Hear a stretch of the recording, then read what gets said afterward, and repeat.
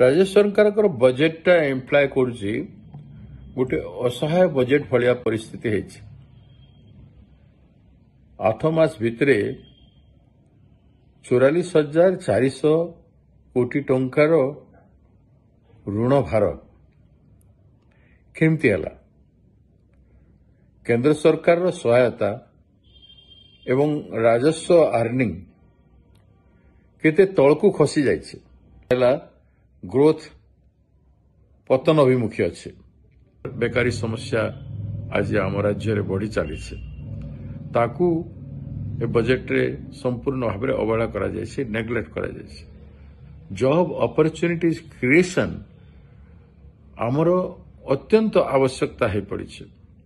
एवं price control मध्य बहुत निहाती जरूरी तेणु ए बजेट